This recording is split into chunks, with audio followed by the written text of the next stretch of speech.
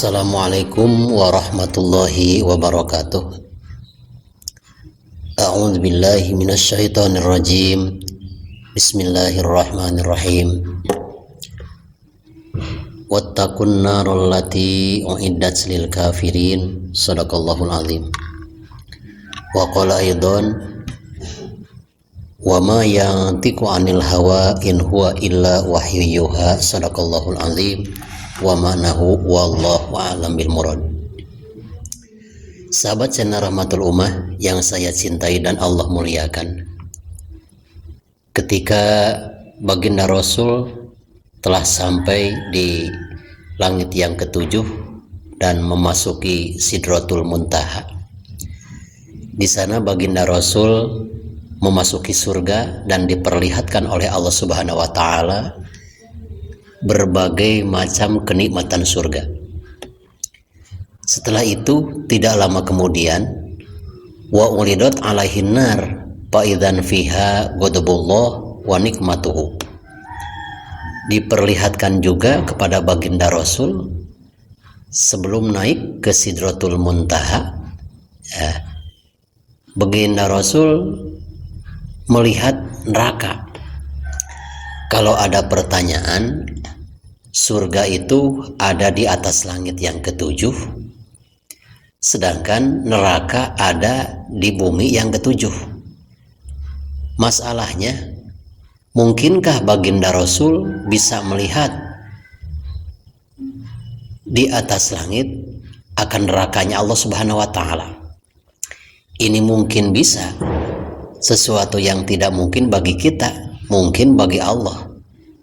Kenapa baginda Rasul setelah melihat surga di atas langit bisa juga melihat api neraka? Bukan berarti api neraka di atas langit, tapi dibuka hijab oleh Allah Subhanahu wa taala sehingga baginda Rasul bisa melihat dari atas ke dasar bumi, yang mana di dasar bumi itu ada neraka. Dan di neraka sana diperlihatkan oleh Allah Subhanahu wa taala berbagai kemurkaan Allah, berbagai siksa Allah Subhanahu wa taala. Bahkan dahsyat-dahsyatnya api neraka yang bisa dilihat oleh baginda Rasul dari atas langit dengan kuasa Allah karena dibuka hijab atau penghalang. Lau turiha fihal hijarah wal hadid la akalatha. Seandainya batu yang ada di dunia dan besi-besi yang ada di dunia ini dijadikan bahan bakar api neraka, pasti ini akan dilalap habis oleh api neraka karena dahsyat-dahsyatnya. Sesuai dengan firman Allah Subhanahu wa taala dalam surat At-Tahrim ayat yang ke-6, ya ayyuhalladzina amanu qu anfusakum wa ahlikum naro. Wahai orang-orang yang beriman, jagalah dirimu dan keluargamu dari api neraka. Karena api neraka itu waquduhan nas wal hijarah. Bahan bakar api neraka itu adalah manusia. Manusia yang kafir maksudnya, dan batu. Karena api neraka ini panasnya dilipat gandakan oleh Allah Subhanahu wa taala 70 kali lipat panasnya api dunia. Maka kalau api dunia dikasih kayu bakar itu akan dimakan dengan lambat. Tapi dahsyat-dahsyatnya panas-panasnya api neraka, Masya Allah, bahan bakar sekeras apapun termasuk besi dan batu pasti dengan seketika begitu dimasukkan akan hancur, akan jadi debu. Dahsyat-dahsyatnya api neraka. Apalagi daging-daging manusia. Jadi ketika orang kafir dimasukkan ke neraka seperti api dunia menyambar bensin. Nah, paling gak senang neraka kepada orang-orang yang kafir dan orang-orang yang mukmin yang berbuat dosa. Nah, ketika baginda Rasulullah SAW melihat api neraka dan siksaannya, baginda Rasul melihat satu kaum, yang mana kaum tersebut pada berjamaah bersama-sama memakan atau mengkonsumsi daging bangkai. Maka baginda Rasulullah SAW bertanya, man haula ya Jibril, wahai Jibril, siapakah ini? orang-orang yang memakan bangkai, apa pekerjaan di dunianya?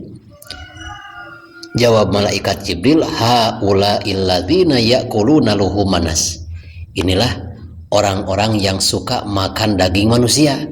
Maksudnya suka memakan keringat-keringat orang. Orang lain yang bekerja, malah dia yang tidak mau bekerja tapi bisa menikmati hasil pekerjaan orang lain, hasil memalak dan sebagainya. Bahkan selanjutnya, waro'a malakan khozinan nar. Di atas langit baginda Rasul bisa melihat neraka dan bisa melihat sekaligus bisa bertemu dengan malaikat penjaga neraka. Faidan huwa rajulun abisun yu'raful ghadabu fi wajhihi fabada'ahun nabiyyu sallallahu alaihi wasallam bisalam summa ugliqatin nar dunahu. Ketika baginda Rasul melihat juru kunci neraka yang bernama malaikat Malik, maka baginda Rasul membaca salam, assalamu alaikum. Lalu malaikat penjaga neraka itu cuma mengeluarkan dua kata, wa alaikumussalam. Tidak membaca, tidak berkata-kata selain daripada menjawab salam baginda Nabi. Setelah menjawab salam baginda Nabi, lalu neraka itu ditutup pintunya oleh malaikat Malik. Itu karena memang budinya atau budi bahasanya malaikat Malik itu sangat kejam. Sama baginda Rasul pun begitu baginda Rasul membaca salam, cukup malaikat Malik itu menjawab waalaikumsalam, tidak mengeluarkan kata yang ketiga dan keempat. Itu terhadap baginda Nabi. Apalagi sama kita, kalau kita misalkan bertemu dengan malaikat Malik penjaga neraka, Masya Allah. Summa ropa'a ila sidratil muntaha pagwasyatus sahabah fiha min kulli launin pata'akhar Jibril. Lalu baginda Rasul diangkat oleh Allah Subhanahu wa taala ke Sidratul Muntaha. Nah, ketika sudah naik ke Sidratul Muntaha, maka di sana ada semacam mega yang menutupi berbagai warna, sehingga gelap saja sesuatu yang tadinya bisa dilihat. Setelah baginda Rasul naik ke Sidratul Muntaha, itu tidak bisa melihat. Termasuk malaikat Jibril pun langsung mundur karena tidak kuat untuk mengikuti perjalanan Nabi selanjutnya. Maka Masya Allah Subhanahu wa ta'ala, inilah mulia-mulianya baginda Rasulullah SAW. Sahabat Sena Rahmatul Ummah yang saya cintai dan Allah muliakan, dengan kisah ini, ketika baginda Rasul sebelum naik ke Sidratul Muntaha diperlihatkan neraka, maka neraka ini diperuntukkan bagi orang-orang yang kafir dan orang mukmin yang berdosa. Bertobatlah kita sebelum meninggal dunia.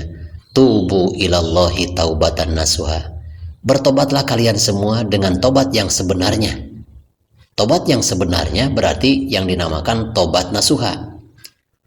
Tobat nasuha itu betul-betul melaksanakan tobatnya. Bagaimana caranya? Ketika sudah berbuat dosa, langsung tobat dan tidak ada cita-cita untuk mengulangi dosa yang kedua kali. Itu namanya tobat nasuha. Sahabat Sena Rahmatul Ummah yang saya cintai dan Allah muliakan, mudah-mudahan senantiasa dengan diceritakannya kisah ini dan diceritakannya betapa panasnya api neraka, semoga Allah Subhanahu wa ta'ala menjaga kita dari segala hal-hal perbuatan yang menjurus masuk ke nerakanya Allah Subhanahu wa ta'ala. Hudma sofa wada ma kadar. Wassalamualaikum warahmatullahi wabarakatuh.